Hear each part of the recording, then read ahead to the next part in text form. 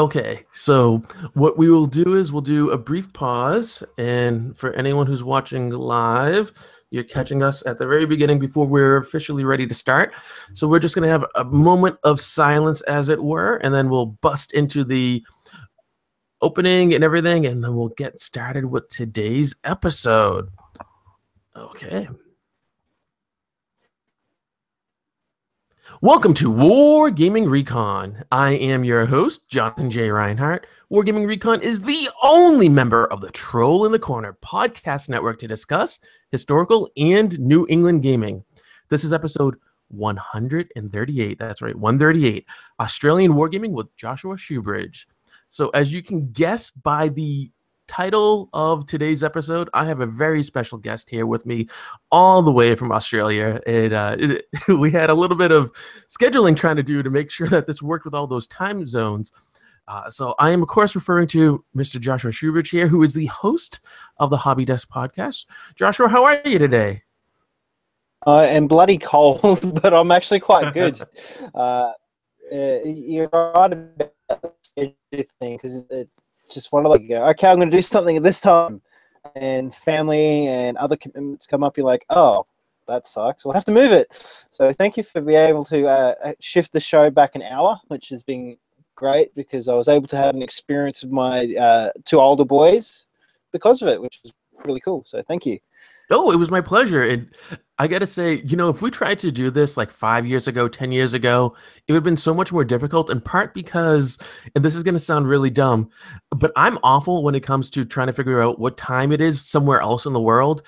So I was able to just put in your location into Google and say, what time is it there? And then it would tell me the time. I'd be like, oh, okay, there we go. So let's, like 10 years ago, I'd be like, I don't know, like how many time zones, and is my math right? and like, I don't know.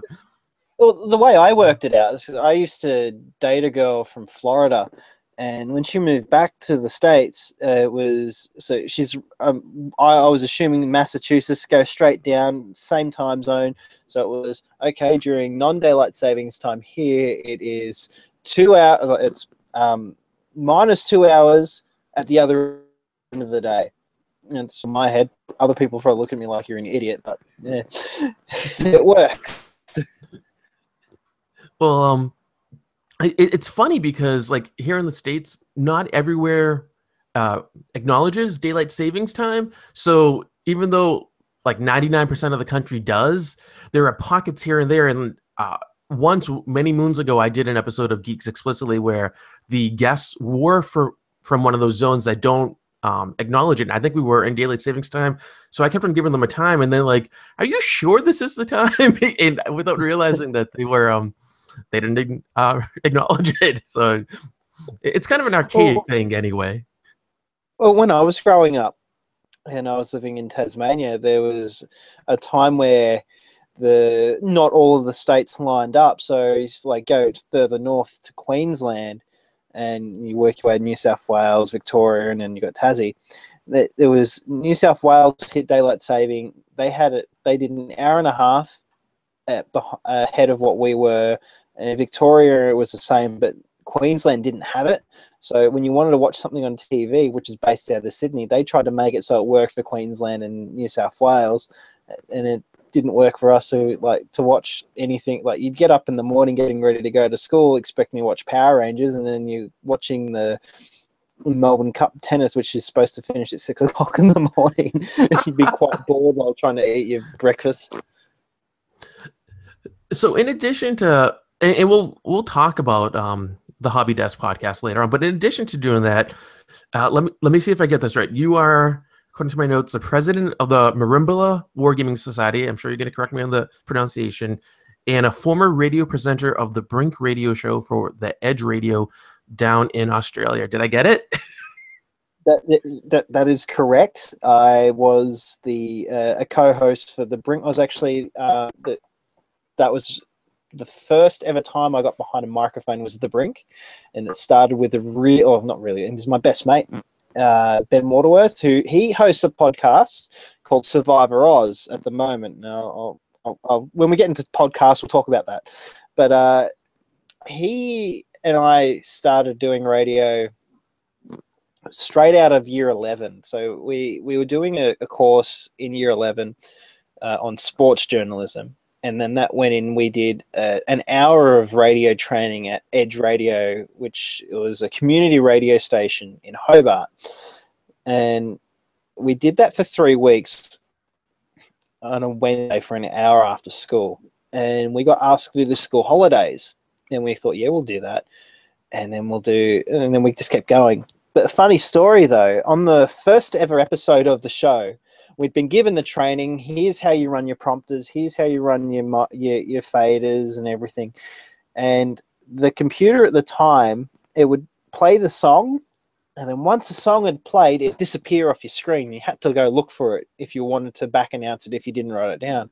So I've hit the button. I've gone, welcome back to the Elizabeth College Schoolies Hour. That song was, and it was like a minute of silence. And I'm looking at Ben across the table. What was the song? I don't know. And here's another song. Hit the play button, and we're just looking at each other like, well, that went well. That's great. But it's the show evolved from there. Like Ben and I are complete polar opposites when it comes to pretty much everything except for entertainment. We like the same stuff when it comes to video games, movies, and whatnot. Except he doesn't like Lord of the Rings, which is kind of sad. But like as you know, I'm a Mormon. He would say he's a follower of Ferrari because he's a Formula One fanatic. And then I'm going to say this properly. I'm a conservative, but in Australia, they're known as the Liberal Party, which is kind of weird for you guys. And he's a Labor Party, which would be Democratic. No, that would be Liberal for you guys. So, which is kind of fun. Like we're just complete polar opposites, but at the end of the day, we're really good mates. And that show evolved to the point where we were a breakfast show. So we did Monday to Friday, and we just talked about absolute anything. We had the opportunity to announce some amazing news as it happened. The biggest one for me was Michael Jackson's death. We were on air, like we got the note saying he's gone to the hospital. He's not responsive. He's died. And that was an interesting show for us all. I particularly didn't Jackson fan, but Ben was in tears because he was a big fanatic, saying that he also loves Kylie Minogue. And you probably don't know who Kylie Minogue is. Do you? I've seen her on an episode of the Vicar of Dibley. I'm a big BBC fan. Here in New England, that's one of the unusual things. I don't know, your wife might be more familiar with this, but with the TV show Downton Abbey, in the States, it's popular, right? But it's most popular in Seattle and in Boston. For some reason, in New England and the other side of the country, right there, exact like opposites of the country, we just love it. And BBC stuff in general, British things, I can't explain it, but it is what it is. That's fun. I'm the same. We had a big sporting event on Wednesday night called the State of Origin. It's our version of like your All-Stars games, best out of 3. And I was watching it with Thomas Heffernan, who he's another member of the podcast team, essentially. And we were talking about bolt action minis and how they brought out a Dad's Army set. And we were talking about how, like, because we both watched Dad's Army, thought it was funny, and I made the comment that I don't know who is a manufacturer out there who is in the works of bringing out a set of minis in 28 for World War One for Blackadder Goes Forth. I don't know if you've ever seen Blackadder with Rowan Atkinson, but it's going to be a very interesting little set with Blackadder and Baldrick, Captain Darling, and all those sorts of things. It's going to be interesting. But he didn't know what it was. The finale for season 4, I think, is one of the saddest moments on television. I don't want to ruin it for anyone who's never seen it, because even though it's old, there are people who haven't seen it. So anyone who hasn't, it's on Netflix, I think. So you got to watch it on Netflix. And it's sad. I'm not ashamed to Oh, it say is. that. Like, I sat there and I cried. There's like, oh my God, what? And I'm like, give me a tissue. Uh, so I was just like, oh But no. that's what war was like, though. Like they hammed it up a lot for that season. But at the end of the day, that's essentially what the Brits did. They had a hierarchy in their army, which was mostly aristocracy, that they knew nothing about war. They just thought, oh, we want to have dinner in France. Well, let's just send the boys forth, and we'll get there before Thursday. And that's we saw that a lot when it came to Gallipoli, landing there. Like that's a big thing for us here in Australia, is the landings where all of the hierarchy were mostly Brits, and they were leading a bunch of Aussies. But saying that, there was an incident in France where the Brits did the push, but the Aussies went over the fence 2 hours before and already taken 2 trenches ahead before they even left over the top. You know, it's interesting because a lot of people don't like to war game World War One because of this kind of stuff, and they think of the Western Front and how it's boring, and you're in the trenches, and like, what are you gonna do? But recently, when I was at HazaCon up in Maine, there was this fantastic table that was done. I think it won an award actually at the convention, and it was World War One trench warfare. It was simply beautiful. They had rigged it up with LEDs and things and sound, so it was supposed to be a night fight. It felt like you were at night and you had to go over the top and get into the trenches, and it was one of the most beautiful tables I've ever seen at a New England convention, and it was gorgeous. Down in Australia, you're doing a lot with wargaming with the Merimbula Wargaming Society. Why don't you tell us a little bit about that? Well, I'll correct you. It's Merimbula, is how it's pronounced. And there's a lot of words that we say that are really difficult for anyone else to really say it. It's just part of being an Aussie, I suppose. Like, we've got an animal called a wallaby, for crying out loud. But we're doing a lot. At the moment we've got 3 main games that are happening at club. We have club weekly now, and essentially we've got Warhammer Fantasy. That's the big one at the moment. A lot of the members play Warhammer Fantasy exclusively, and then there's Warhammer 40k. There's a narrative campaign going on there at the moment, and I get dragged in with my Necrons to play an NP, like to be an NPC for certain areas and that. And then for myself in the last few weeks, I've been taking a lot of time in doing World War II in Flames of War by Battlefront Minis. And what we've found is, me and another friend who go, Nathan, we've both gone, we've just learning, essentially. Like, we haven't played the game that much. We've had 3 games so far, and we're picking up little bits and pieces. And I think the way we're doing it, we've gone, all right, the first game, the second game was, let's do D-Day. And we got to learn the rules that they did for D-Day. And I tell you what, if you get a chance, you can find their rules on their website. And they're amazing. Like, you're thinking, like, I've got my army and it's on the beach, and Nathan's going, they're not going to survive the first turn. And then there's a rule at the start for a barrage from of artillery from the naval ships, that you just go through each team, not each platoon, each individual team, and you roll. If you roll a 3, they're hit, and they've got to take their saves or they're gone. He lost a quarter of his force in the first turn. Not before the first turn. It was something happens right at the start of the game. It's how interesting that Flames of War works is, for me, that's why I've been quite interested in it for the past 2 months now that I've gotten back into World War II gaming. I wondered if you were going to mention Flames of War, because I know Games Workshop is pretty large throughout the English-speaking wargaming world. But whereas Battlefront is based basically next door over in New Zealand, I had always been under the impression, and perhaps falsely, that it was huge not only in New Zealand but also in Australia. And so, with all the stuff that I've seen on the Hobby Desk Facebook page and on your social media, a lot of it's been like GW stuff, and so I hadn't really seen any Flames of War things mentioned.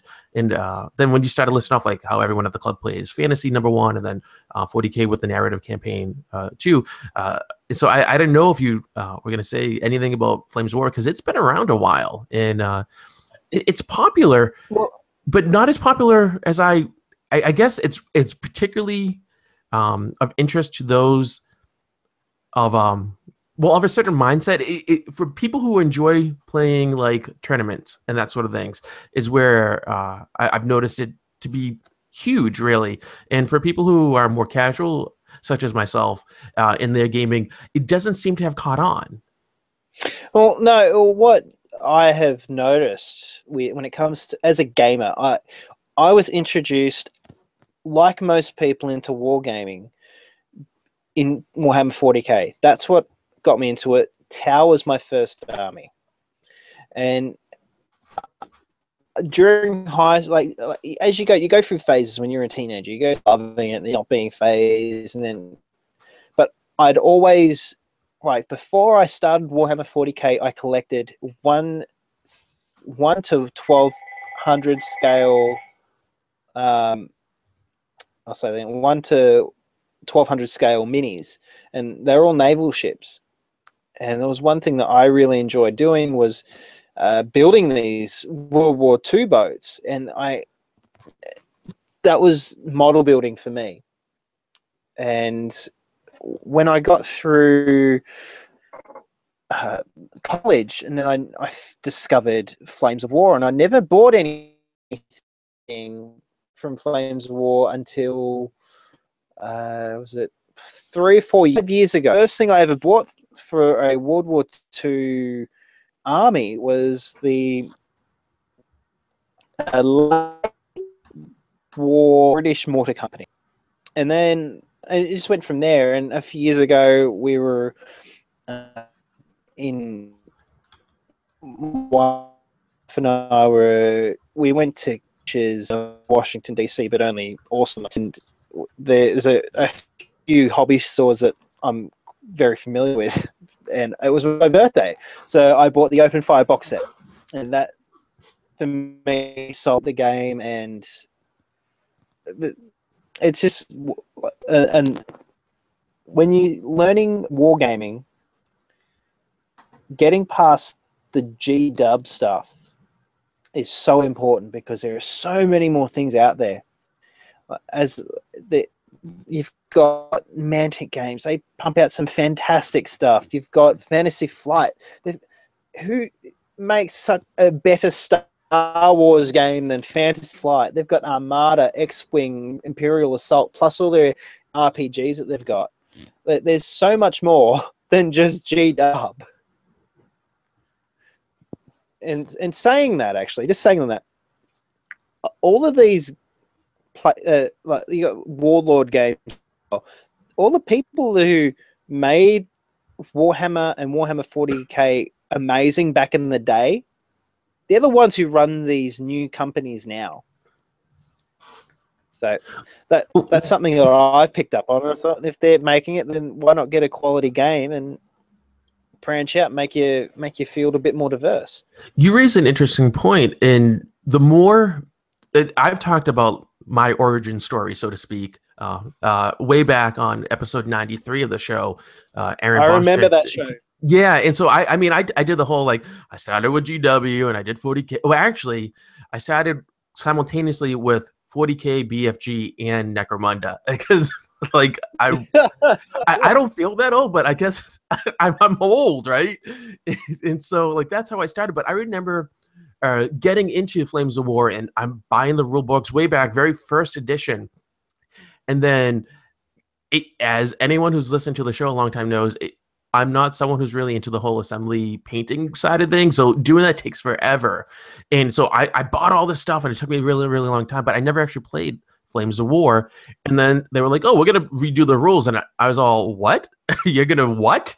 Wait, you're going to pull a GW? And so then they just irritated the crap out of me is really what it was when they did that. But I knew I wanted to do historicals. And it wasn't until, what was it, 2010, I guess, 2009, when a former co-host, Tom Barbalet, had brought up Black Powder as this great new rule set. And he's like, oh, yeah, the people from Games Workshop have done it. And that's when I really became to realize that I'm going to call them superstars, but the GW superstars from the design team and the rules makers and everything from back in the day, Rick Priestley, Alessio Cavatore, all of them, that their interest wasn't in sci-fi fantasy. Their interest was and still is in historicals, in having those massive armies of stuff. They got their start with Airfix, huge way back in the day in the UK.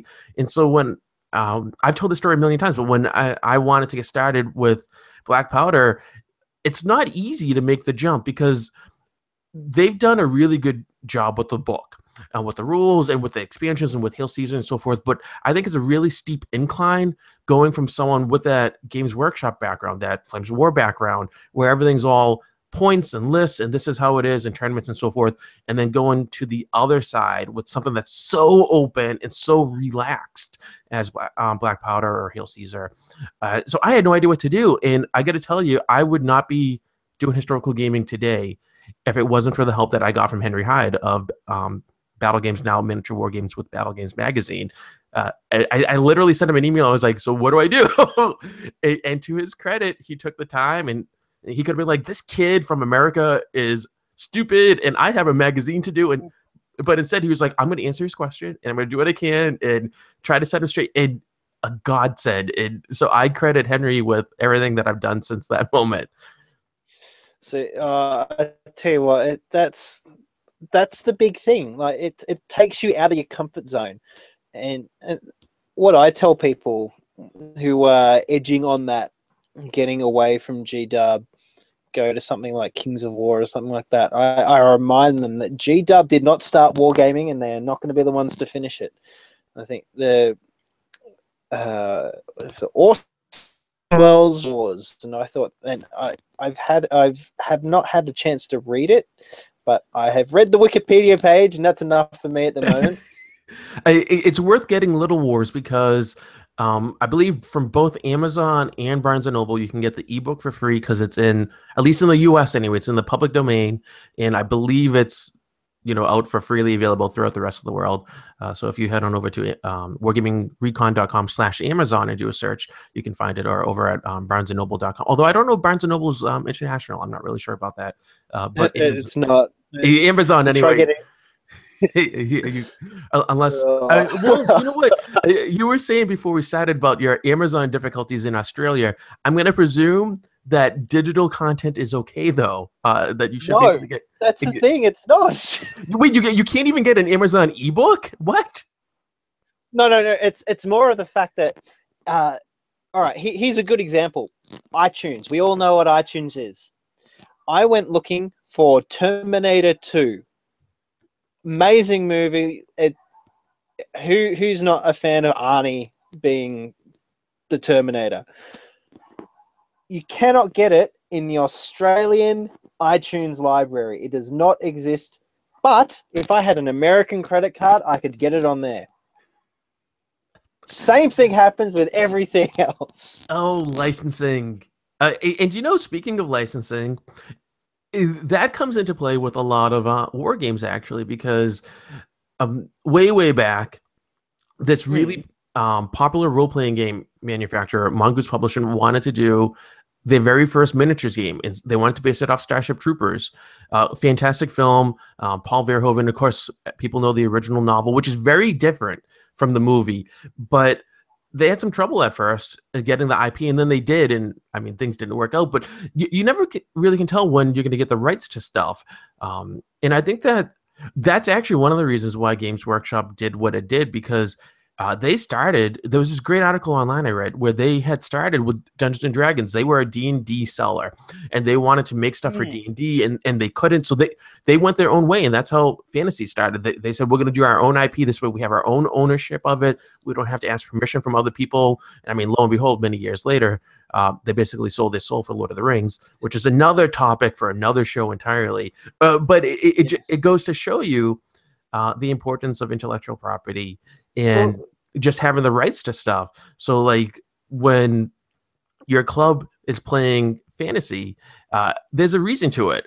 And a reason why fantasy is so popular is GW's done, and I'm very, very critical of Games Workshop, but they've done really well with building up the mythos of the properties that they have and the ones that they've created. And I know there's big change coming ahead. And actually, do you anticipate that the what are they calling it, the end times or whatever it is that going to have some sort of impact on what the club tends to play? Do you think there'll be a die-off of Games Workshop games and maybe more transition into Flames of War or other stuff, Mantic or whatever? I think what I see with this particular thing, with everything coming with GW, is a lot of people are ticked. They're not happy with the fact that round bases are going to be a standard in fantasy. They're not happy that it's going to go from being a battalion-based sort of game to a skirmish game. Like with it, there are rule sets for it for when it wants to be played, but people want to play the edition that's current. What I think would happen is that you'll have players who will refuse to move forward because they don't play tournaments, so they don't need to worry about GW hammering out the rule, like the rules that they have for playing the game. And I tell you what, if we were playing it that way at club, I wouldn't be playing half my army. I've got a lot of my armies not painted correctly yet, and I've also got a handmade Casket of Souls, which I probably I made it from scratch because I couldn't be bothered paying $100 just for one miniature. That's awful. I know. I can't believe they're okay. People always complain about price of stuff, no matter what it is. Like milk just went up, and I'm like, how much for milk? For a gallon of milk? That's ridiculous. But $100 for a Casket of Souls? I mean, come on. Yeah, $96 is how much it's costing us from the Games Workshop website. That's which ridiculous. Is just it's stupid. But so, and that's like when you, that's where I go back to something I learned from Beasts of War. Warren Johnson, he's one of the head guys down at Beasts of War in Northern Ireland, and he said something back in the day. This is when 6th edition Warhammer 40k rulebook came out, and on unboxing, more of an early morning review of the subject, and he goes, "Don't let the rules get in the way. Remember, you game between the lines. That's what it's a hobby, and if you don't have a mini, make the mini. If you can't afford the mini, make the mini." And that was back when they were with Wayland Games. I think it was Wayland Games. Could be wrong, and then it wasn't long after that they got served a pretty, I think it was the infamous cease and desist letter that forced Beasts of War to end their partnership with Games. And a lot of the things at GW doesn't just affect the players. It affects those who are retailers of it. It affects those who report on it. Like if you say a wrong thing about GW in an official news post, you can get a letter from their lawyers quick smart. And I made the assumption, and I was saying this in passing to a friend of mine, that the fact that they've just had a change of CEOs, hopefully we'll see a change in their mentality towards their customers, essentially. That would be really good. I'm not going to hold my breath or anything about it, but that would be really good. I want to go back to quoted from Warren Johnson, though, because I think it really pertains to the topic I'm most interested about us discussing today, and that is, you're a wargamer, but you're a father too. And yes, So as I now know, as a dad of a little one, although a different situation than you, uh, kids are take up a lot of money, right? And they take up a lot of space. Like they don't themselves, but their stuff does, and so it's hard to find the resources in which to war game, whether it's time, money, materials, or whatever. So I think it's a great thing that instead of spending like $100 on that Casket of Souls, you said, "Forget it. I'm going to make my own, and I'm going to do it." And you're able to game. It's not like, oh, you need to have the whatever. You're able to have fun. You're able to game, and it's a way that you can do that, and then you can put that money towards something else. Oh, that's exactly right. Like you hit the nail right on the head there. Like my oldest stepson, he loves war. He's a typical boy who likes playing with toy soldiers. I taught them a very basic rule set about 2 years ago. And the next day, my wife and him and his younger brother on the floor of their bedroom with the dinosaur toys out, making up their own rules going along. They pestered us to buy them some dice so they can do it all. And it's one of like, unfortunately, the relationship that I have with Dominic is not the greatest, and that's boils down to step parenting and all that. It's difficult stuff. But one of the things that we're doing is I've set up a permanent table out in our shed to have, okay, one turn after we say our family prayers, and this table's going to be set up and it's going to be permanent. No matter what's happened in the day, we're going to have this time, say 20 minutes each day, you're going to move your guys, I'm going to move my guys, I'm going to shoot each other, and then you're going to go to bed. And that's how important something like that is, because it's wargaming is not just about sitting in a corner like Phantom of the Opera, painting your minis and just being locked away. It's about getting out there and being social, developing social skills, developing the opportunity to look someone in the eye and have a decent conversation with them, and having a little bit of respect for other people, and then building relationships and bonding with people. How often do you see grown men get excited on a roll of a 5 on a dice? Seriously, that's just something that's your true colors come out in a positive way around wargaming, in my opinion. Oh, I'm laughing because I'm just thinking back to when I was at Huzzah. Wargamers who are into historicals tends to be an older demographic. I am usually one of the youngest people there, and I'm in my early 30s. So I'm usually gaming with a lot of 60-year-olds or older, really. And you're right. It's funny. Like you'll walk around and you're playing a game, and someone gets that role that they need, or just something cool happens, and you'll see this like 64-year-old guy just revert to being 14 again, and it's beautiful actually to see this and to participate in it and to have that fun experience. And for me anyway, it just kind of goes to show that age is really more a mindset than a physical reality. And of course, our bodies as we get older, they fall apart because things wear out the more you use them. But it's awesome, and of course, when you get to be of that age, chances are a lot of these guys, they have kids, and their kids probably around my age and your age, and but I get really interested in this stories really on how they have attempted to blend these kind of two sides of their personalities together, and sometimes it works and sometimes it doesn't. All too often, I unfortunately hear stories of and let's face it, wargamers tend to be men, right? Of guys saying, "Oh, my kid is getting old enough to that point where I can start to introduce them to some of this kind of stuff, doing like what you're doing, a simplified version of things." But all too often, it doesn't end up working out. As a newish father, that's something that it kind of like kicks me in the stomach, because I'm like, oh, there has to be a way, and it doesn't have to be war games per se, but it has to be a way to use this to help bring the family together and use it as a method, really. It's not about the game, it's about the experience and the shared memories. Well, give me 2 seconds just to get this up. There's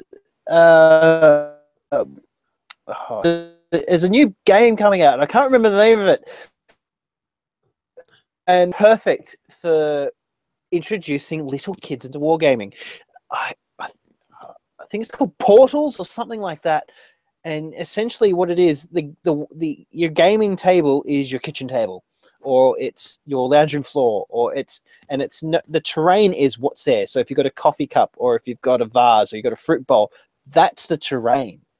And what it is you've got these little guys, and they portal onto your table, and they've got to get to somewhere, and then you get them off. And that was announced on Beasts of War a few weeks ago, mentioning them a lot. But the way I see it, when you're introducing a kid into wargaming, don't go, here, little Johnny, you're only 2, here's a Space Marine. Go, hey, little Johnny, you like Scooby-Doo, let's go get some Scooby-Doo minis and let's start an RPG. And then teach them a basic sort of thing. Or when you're going out on a hike, we call it a bushwalk because we're more manly over here. But when you're going on have little things like make it, there's a dragon around the corner. What would you do if a dragon happened? Like those little things. They don't have to be straight up, okay, get your las cannon, let's go blow up some bugs. I think a lot of dads need to realize that you're introducing them to a hobby, and that hobby has so many different avenues. Don't just introduce them to your cul-de-sac, introduce them to the highway. And it's like when Alex is 1, so next year is when he gets his first bucket of toy soldiers. That's how I have planned it for him. He's got no hope. He's going to be a geek. I know this because when I take him to my hobby room, he always goes to the tanks. So he wants my tanks. But what I plan to do with him is to find things that he loves and turn it into a game. And that's how I want to do it for any other kids that come through my home. That's just what's going to happen. Is they're going to introduce into a hobby that is essentially wargaming, but it's going to be what they like. I think that's a really smart way to do it, too, because I think, like you were alluding to, far too many people get caught up in, well, these are the rules for the game. This is how it was written. This is how it's designed. This is how we have to play. It doesn't matter that you're 2.5. It doesn't matter that you're 87. It doesn't matter what your capabilities are. But this is what you need to do because this is what it says in the book. And the book is right, and this is how we're going to do it. Or they just get stuck. They're used to, well, this is how I play with all my friends who are my age and have this relative similar shared experiences when it comes to gaming. And I think it's hard for people because they need to really step back and think, wait a sec, this is a kid. What was I like when I was their age? Let me think. What was I doing? Well, I like to run around. I like to do this and that. They're not going to sit for hours on end at a table rolling dice and moving things around. They're not going to. And things that are really involved, probably not going to want to spend the time. Like, I feel like I'm talking about myself now because I don't want to sit and play Talisman for 9 hours. It's a great game, but I'm going to lose interest eventually. And if I'm going to lose interest, I bet you a 6-year-old is going to lose interest too.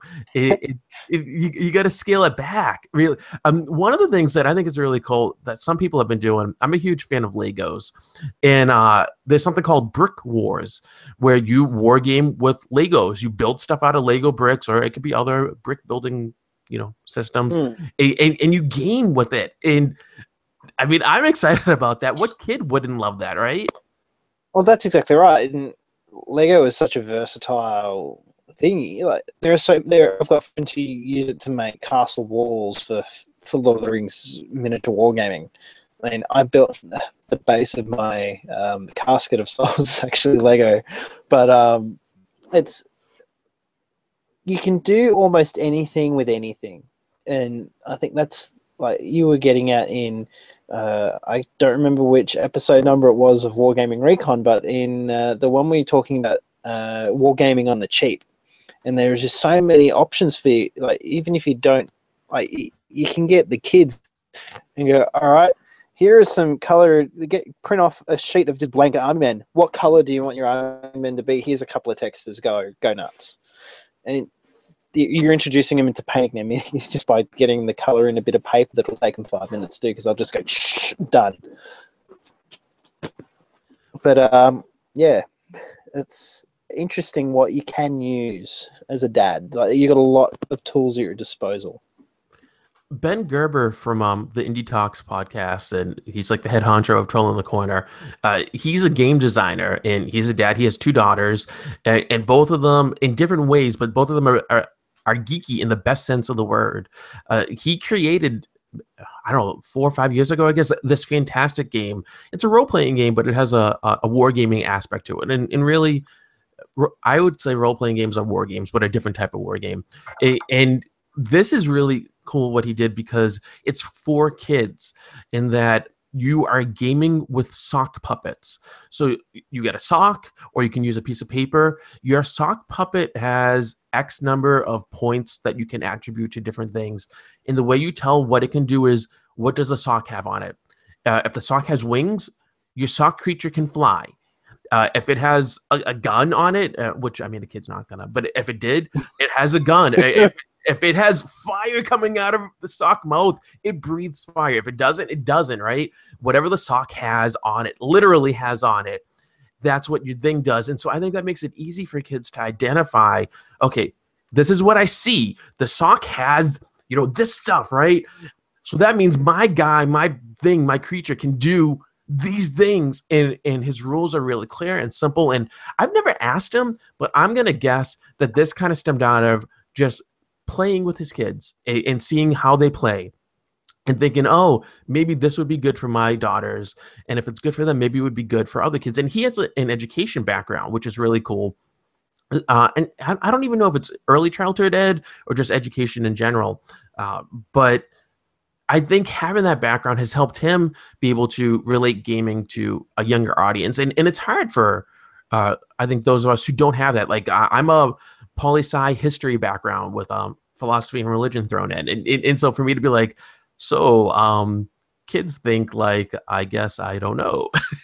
Without, I don't have that. So I rely on other people to be like, oh, this is a cool idea and that's a cool idea or whatever. And to kind of take that in, like, my own experiences. And I guess what I'm saying is, I'm like, is this how do you integrate your wargaming with the kids? You talked about with the eldest, and I think that's a fantastic idea. Great bonding experience. And again, the memories, he's going to take that with him for years to come.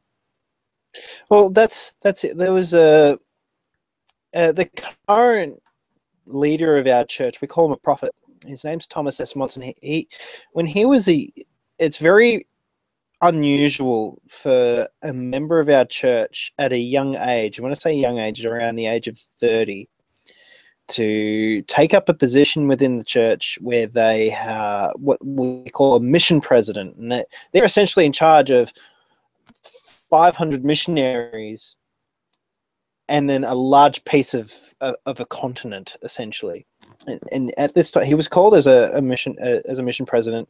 He had a baby, and he had 2 other. I could be wrong. I'm not going to put a numeral on that. He had a couple of kids, and there was a thing I was watching, and his son said that one of the fondest memories he had as a kid was every night that his dad would call him into his office, and then they would pull out a checkers set, and they would play that for 10 minutes.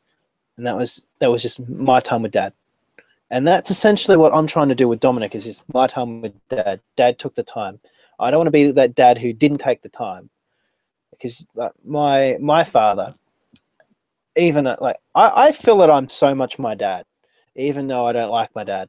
I do like my dad. I just don't like my dad when I was a teenager. I think a lot of us have that sort of conundrum that go along now. We've grown up. We love our dad, but we didn't like our dad when we were 17 and all that.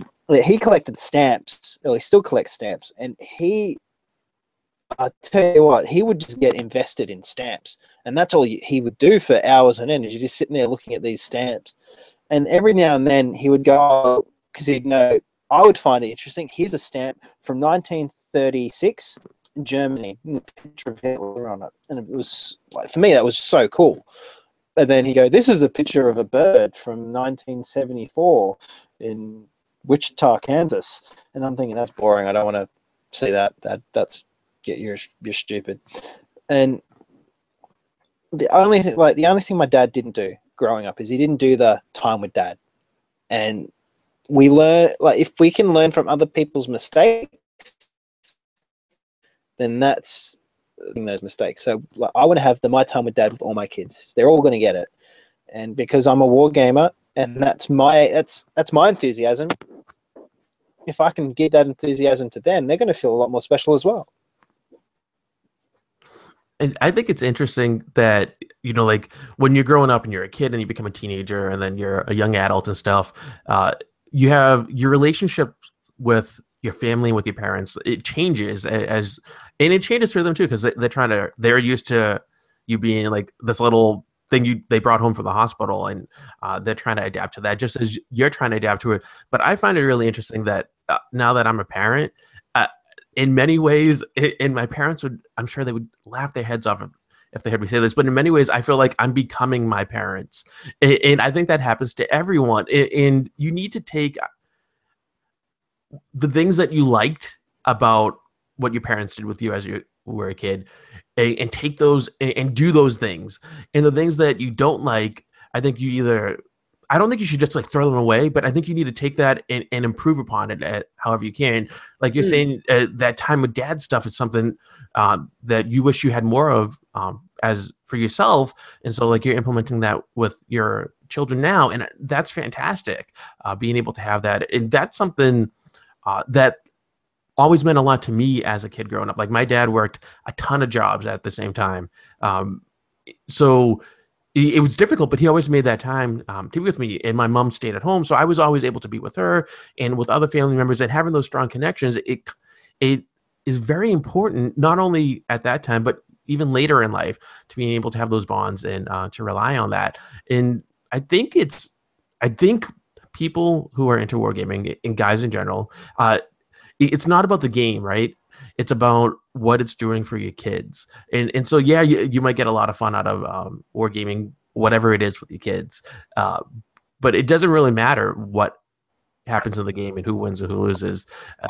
It matters that you took the time, right? And that hopefully the kids are having fun. If they're not having fun, you're doing something wrong. You got to fix it, change it up somehow.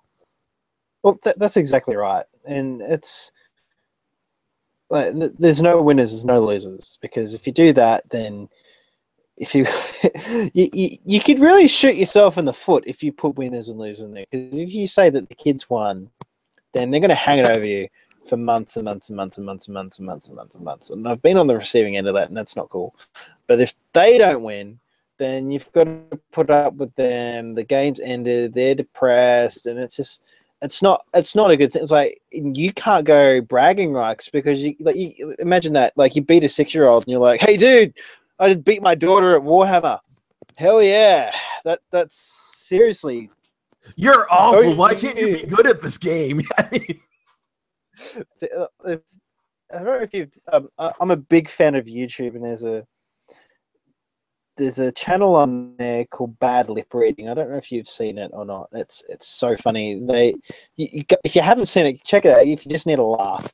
But they did this thing where they did what they do is they take things from, say, football or movies, and they'll block out the actual dialogue, and using the movement of the actors' mouths that you're seeing there, they'll go, okay, they could be saying this, and they put it over the top, and it's so funny. And they did this one with the Avengers, and they called the Redneck Avengers. And there's this one part where Captain America and Tony Stark are there, and so Tony goes to Captain America, so did you make your grandma lift weights? And he goes, no. And he goes, that sounds like you're disappointed because that's because it's disappointing. And it's talking about how you expect. And the reason why I bring that is because there's a lot of the time with dads is you may expect something that your child is not capable of. And going back to a show that you did not long ago, was it 5 Things Not to Do as to get people into wargaming? And you've got to take that to the next level with kids. You can't just go, I wouldn't do that. You've got to actually explain to them, you know what, it would be so much better if you just come up the side there, because if you come up the side, I'm not going to be able to get you. And actually show them and give them reasons to, instead of just going, man, you suck. Why can't you do it? Imagine the complexity, the complex that'll get in their heads if you just did that. Like, I wouldn't move that if I were you. No, you're stupid. You're a bad parent of the year right there.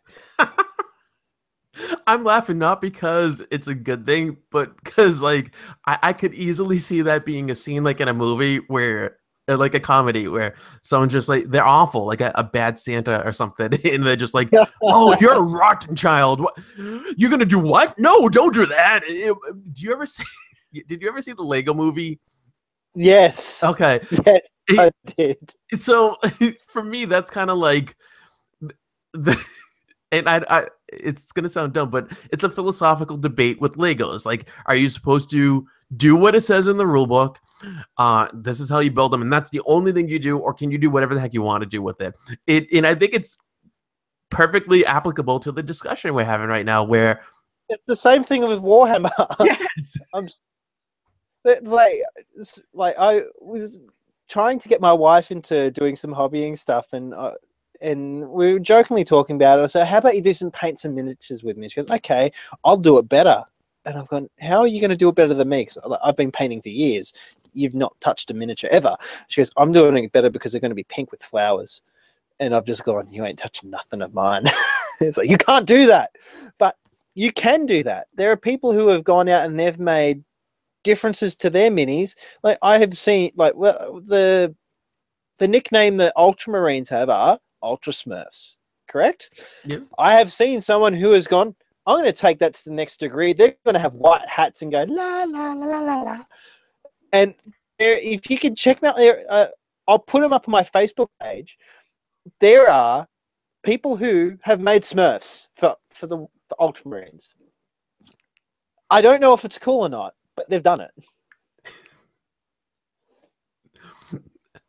As an 80s kid, I have a huge love for the Smurfs and all things Smurf.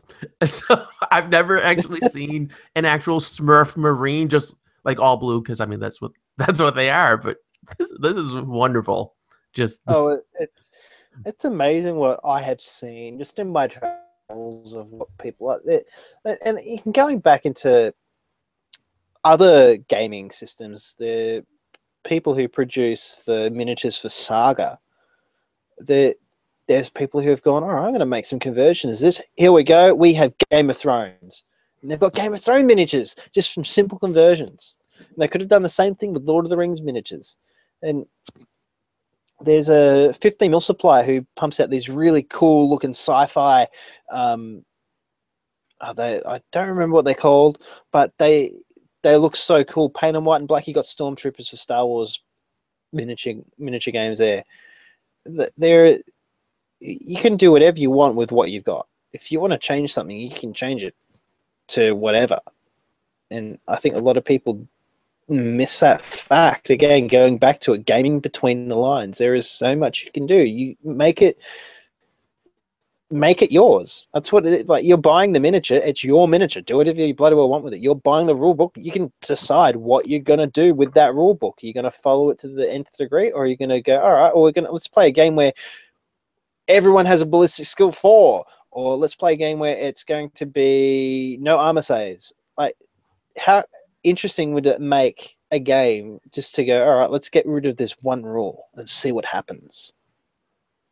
You mentioned that you were going to try to find the Smurf Marines and post it onto your Facebook page. So Yes. if listeners would like to stay up to date with all the stuff that you do, how would they find you?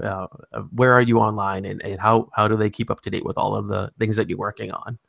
Oh wow! So I've got Twitter, and I've been using that a lot for the podcast. That's at Shoobs Live. Um, I think, off the top of my head. On Facebook, you can just look for the Hobby Desk for Wargamers in the pages section, and also just look for Josh Shoobridge as well. Add me to Facebook, talk to me, whatever. I'm on Google Plus as the Hobby Desk. You can email me at thehobbydesk@gmail.com. I'm also on trollitc.com. In that little tab that says podcast, click on that and you'll see the Hobby Desk. You can go there. They're the main places that I do a lot of my stuff. There is a forum that I'm quite active in, and that's called Wargamer AU forums, and it's a forum section for Australian wargamers. There's no geo block. If you're from anywhere in the world, you can get onto this site. There is a great bunch of just things on there for different kind of wargamers, and you can actually find the diversity of wargamers in this forum, because they have you can look at the first page. You go fantasy, 40k Lord of the Rings, then they'll go Action, Flames of War, and then all the way down. And there are more players of these. I like to call them not secondary games, but alternative games. I think the more elite. This is going to sound really pompous of me, but the elitists of us wargamers play things that are, and that actually go. You asked a question before about what would a couple of the members of the Merimbula Wargaming Society do if they didn't like the changes in the next fantasy rule set that's going to be coming out soon, and then one of the blokes said, "Well, I'm going to go into Kings of War." And he goes, "The miniatures are cheaper, the rules are a lot simpler, and I can still use most of the stuff I've got," because he collects dwarves. And again, there's another thing on cheapness. You can buy for $80 a massive dwarf army from Kings of War. He tried doing the same with any other supplier that we dare not speak its name because I don't want to get in trouble anymore. But going back to what you were saying, where you can find me, look for Shoobridge the Great on that forum, and also on the forum of Khemri. I'll put the link on the Facebook page. It's a dedicated forum specifically for Tomb Kings. I joined that forum mainly because I heavily got into Tomb Kings about 6 months ago, and I have found I have to aesthetically like the army before I get into it, and I saw some Tomb King models in a G-Dub store, and I thought, hell yeah, I might get into that, and it's just gone from there, and went from having a few horsemen to now I've got a 2,500 point army. I need some more stuff for it though. I need some Ushapti. That's what I need. And listeners don't have to worry, because we'll have links in the show notes for this episode as well to the different ways you can keep up with Josh. The show notes can be found at wargamingrecon.com/WR138. That's wargamingrecon.com/WR138. And I know a lot of you like to listen while you're commuting or you're at the gym or at work or whatever. It's hard to remember all these different links and all that kind of stuff. So the show notes are a great way to easily get everything. You don't have to remember anything else, just that one link to the show notes, wargamingrecon.com/WR138. And moving on actually to one of my favorite sections of the show, the mailbag, because I love to hear from all of you, and sometimes former guests send messages, and I like to share all of that with everyone. So we actually have some messages from our Facebook page. We've been talking about social media a little bit lately, and listener Tristan said about episode 137, in which I talked about 5 great Facebook groups for wargamers, and he wanted to mention a couple that he felt that I had missed.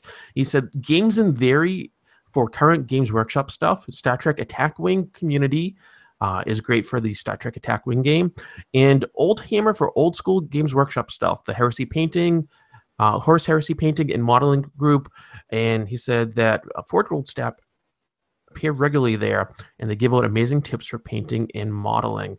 So Tristan, I want to thank you for taking the time to share your thoughts on those other Facebook groups. There's tons of them out there, and I knew when I did the episode, and when you do just 5 or something, you're going to leave tons of things out, right? So it's hard to keep up with all of that. And then listener Jamie from Norway, who is a Patreon patron, said, quote, lots of work in progress here, but I thought you'd like to see that my auction win last year is starting to get some friends and enemies. These are 2, not all models in shot, small muskets and tomahawks forces for recreating Sharp from the book series fighting in the Peninsula War, unquote. And then he shared a photo, which will be on the Wargaming Recon Facebook page. Thank you, Jamie, for being a patron and for sending this in. And then, of course, he's referring to the Extra Life 24-hour Gamerthon auction that was done last year in 2014. Listener Dave had done on his own. And this year, I'm going to be doing one, which will be later in 2015. So that was really cool. And then I just have some announcements to share with everyone as we get near the end of the episode. I want to remind all of you that the show is recorded live. So as I'm talking, Josh is sitting over in Australia listening to me live as we had just been chatting. And you can participate because watching things live is really cool. You get to see it as it happens, but also yeah. There's a chat room too on our live page. If you go to wargamingrecon.com/live, there's a chat room. You can interact with me. You can ask questions and that kind of stuff. Guests can, of course, on their own choose to be in the chat room. So it's a really cool thing to head there. I didn't know that. Yes, it's there. Chat room's live 24/7, my friend. It works on mobile. wargamingrecon.com/live. It's right there on the page. It works on mobile devices, so you can be on your smartphone, a tablet.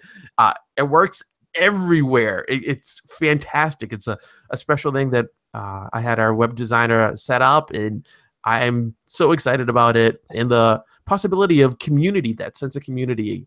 Community is a key word. I'm going to start trolling it, just so you know. So you head over to wargamingrecon.com/live for the chat room. And then I have a little bit of, it's sad, but it's good too, but some sad news. Unfortunately, our sponsor, 127games.com, has closed shop. So we are now officially without a sponsor. They just wanted to change directions and focus on their main business. 127 Games was always kind of a hobby business for them, but a great venue, and appreciate the many, many years of business relationship that I've been able to have with them and with the owner, Bill Detmers. Wish him nothing but the best, but naturally looking for a new sponsor. Sponsorships help to keep the show going and help me to do things like review games and go to conventions and all that kind of stuff to share that content with you. So if you want to sponsor the show or you know someone who might, please get in touch. You can email me at jonathan@wargamingrecon.com. All of it's in the show notes. But there's some exciting news. I have 2 new affiliate relationships I want to share. Oh, and actually, neither one is not new per se. It's just new that I'm mentioning them. They've been around for a while. The first is we have a special deal for all of you from Wargame Soldiers and Strategy magazine. You can get a 1-year digital subscription for the low price of $16.95 American. That's a whole year of Wargame Soldiers and Strategy digitally. You get it. Works on any sort of mobile device. Works on your computer, whatever. $16.95. You head on over to wargamingrecon.com/WSS digital. It's a great deal. I love Wargame Soldiers and Strategy. It's a fantastic magazine. I'm going to be doing an episode coming up where I'm going to talk about magazines for Wargamers and kind of give an update on some of the ones that I've talked about before. WSNS is, I think, the current best example of how you can succeed with a digital subscription. They're doing it right. Now, on that, I'd like to agree with that. In all honesty, it's a fantastic magazine, and having a digital subscription to it's a fantastic thing. Sorry to interrupt you there. No. It's just, I'm glad you did.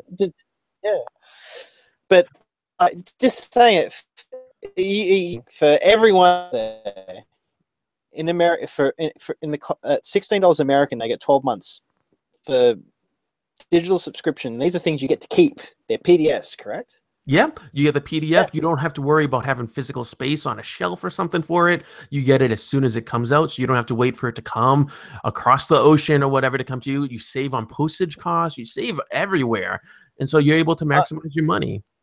I'm going to tell you now, if you'd be daft if you didn't do it, because I buy that magazine very regularly, and it costs $10 each time I do. So I think I'll be doing that. So definitely, just don't be stupid. Do it. I spend $9 American per print issue whenever I can find it, and so $16.95 for a whole year is amazing. And then the other relationship that we've had this for ages, and I don't know why I've never mentioned it. I guess I'm daft, I guess is what it is. Sorry. No. I really, because it's with Audible. And the reason why I'm saying I'm so dumb is I love to read. I've talked about books a lot on the show, about magazines and everything. And one of the things that I love is I love audiobooks. I am a huge fanatic of audiobooks. I work in a library, and one of the things that I get to do is I get to recommend all sorts of stuff that we should buy to our head reference librarian who buys audiobooks. And so I get to listen to a lot of stuff, but not everything can be gotten through the library. And Audible has over 180,000 different audiobooks. So there's a special deal for listeners of the show. You get your very own free, completely free, no strings attached audiobook download with a free 30-day trial. It costs you nothing. You sign up, you get the audiobook, whatever one you want. They have tons of them, right? And then before the end of the 30 days, if you don't like it, you say, okay, no thanks, I'm done. You like it, you keep on going. It's wargamingrecon.com/audible. Right now, I'm actually listening to the book Becoming Steve Jobs. I really love the Isaacson book about Steve Jobs, and I heard over on another podcast that this was a really good book to read, and I am just absorbed in it. I listen to it on my commute to and from work. It's fantastic. So it's great. And you can get this or other books, whatever you like, for free through that affiliate link. I've done the same thing, and I've been listening to Heir to the Empire. It's the Star Wars novel. Timothy Zahn, right? It's fantastic. It's awesome. And I just before that, I had a very, very small one that it was more of an audio drama, and that was Trials of Azrael, which is based on the what would you call it? The chapter master of the Dark Angels. Yep. Which that was also cool. So, and those Steve Jobs books, fantastic as well. I've read them and listened to them. It's an awesome thing. Take it up. Well, and they not with you, then with me, but we'll. Well, I got really excited because Audible just released a reading of Sun Tzu's The Art of War, read by the guy who plays Littlefinger on Game of Thrones. There's something about a guy with a Scottish accent reading Sun Tzu that is amazing. I've only heard excerpts. You'll go to war. It's like listening to flippin' what's his name who played Leonidas in 300. It's like, we're going to be Greek, but we're going to be Scottish too. Freedom! Only at wargamingrecon.com/audible. You get it. Pick any of these. They're all fantastic. Get them free, and you get your free 30-day trial. It's in Audible. Do you know a lot of people don't know Audible is an Amazon company? So if you like and if you trust Amazon, you're gonna like and love and trust Audible. They're fantastic, and I had a lot of chats with them actually, because I was like, oh, what's the sign up like, and what's all of this and that, and so I used their live chat, and they were so friendly and helpful, and they explained everything very easily. So if you ever have any trouble, which you won't, but if you ever do, they're amazing. You can't go wrong with these people. They're out of this world is what it is. And then what else do I get for all of you? Oh, and they don't geo block. Yeah. Very important. So you can be in Australia, you could be in the UK, you could be anywhere, and you can get your Audible book, whatever you happen to choose. And do you know what? If you keep your membership with them, if you go past the free 30-day trial and you're like, oh, I love it, I'm going to keep doing it. It's a low price, and then you get a free book every month, including with your membership, and then you can buy extra books at a reduced price. You get a discount, and then you keep them. They're yours forever to do whatever you want to do with. No DRM, no none of that. It's yours, which I think is that's pretty amazing. And then let's talk Patreon actually for a second. I mentioned last. Yeah, no, go ahead.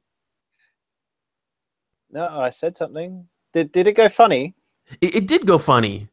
Okay, no, I was just making fun of how you say yours to keep. We say yours. I'm sorry. I'm from New England. What do you expect? So, as a thank you to those of you who support us on Patreon, and I know some of you do, I announced last episode that Patreon patrons will get all new episodes of Wargaming Recon before everyone else. So if you're watching this live, this is not a podcast episode. This is raw, and I do cool things to it to make it sound better and everything after the fact. The podcast episode goes to Patreon patrons before anyone else. I can't promise if it's a day or 2 days, but I'm getting it to you before everyone else. So if you don't support us on Patreon, I hope you would. It costs as little as $1 an episode. That's roughly $2 a month, less than what it costs you to buy a cup of coffee for one single day. You can sign up over at wargamingrecon.com/Patreon. And if you like what I do here and you find some value in it, then give it like a tip jar. You're saying, thank you for what you've done and for the amusement. I mean, it's cheaper than going to the movies, right? To get a whole month's worth of content from Wargaming Recon, it's roughly $2, $1 an episode. And then you get the stuff before everyone else. And let's see, do I have any iTunes reviews for anyone? I do not this time, but you can leave reviews for iTunes, and there are links in the show notes to all of that. And then I believe that the last thing I have to tell you is the next episode of Wargaming Recon comes out Monday, July 6th. And like I said, an upcoming episode is going to be talking about magazines, and then I have a bunch of guests coming up. You can find out all of that on the episode guide.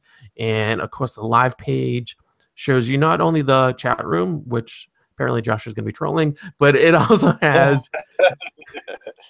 it lists all the upcoming live events. So I can tell you that on July 3rd at 2 o'clock, I'm going to be doing a live stream where I talk about magazines. On July 11th, I'm going to have guest Aaron Bostian back. He's going to talk about how you can survive your fully local game store closing. And then on August 22nd, I'm doing a live recording with guest Adrian Benson. We're going to talk about the Naval Thunder War Game, which is really cool. So I know this is a ton of information for you to digest. So don't worry, show notes, right? Head on over to wargamingrecon.com/WR138 for the show notes. You can get all of this. You can get how to get in touch with Josh. And I got to say, Josh, I have loved having you on. This has been just fantastic, and I can't wait to have you back. Anytime. We're going to have to do it the other way around next time, though.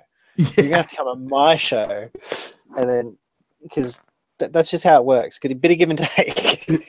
It would be my pleasure to appear on the hobby desk. That's where it's at. It's the hobby desk. Although I don't know what I could add, as I don't paint really, and I'm not one who loves to assemble, although I have been working on cleaning up some hat miniature stuff for Hail Caesar, but I suppose I could save talking about that for whenever I end up being on your show. That's actually not a bad idea, because if we do that, what I would do is I would get Tom, who's the other, my mate, who's putting his foot in with it, which is a bit of fun, because he wants to get into Roman wargaming and he doesn't know what he's doing. So maybe you could share your advice on a show. That's an idea for a show coming up right there. Only on the hobby desk. You can hear brainstorming. We don't hide anything. Well, thank you so much for taking the time to come on the show. I know with the time difference, it is pretty late there in Australia. So I appreciate it. It is 12:15 in the morning. Well, I think that means that we need to wrap this up so you can get yourself to bed. Sleep. I'll probably stay up for another hour. Just Well, sleep for parents, well, for anyone really, but sleep for parents is a precious thing. Whenever you can get it, you fall asleep in a corner or whatever it is. So thank you again for coming on the show. And I want to thank everyone for listening to this episode of Wargaming Recon. As always, it's a pleasure coming to you and being welcomed by you into your lives. So don't forget, check out the different things that we talked about here on the show. Check out all the stuff that's happening down in Australia, which you can find out from the hobby desk with Joshua here. And no matter how busy you are, yes. Oh, sorry, I almost interrupted the awesome part of the show. No, it's just before one of the quick announcement from the hobby desk is next month we're going to be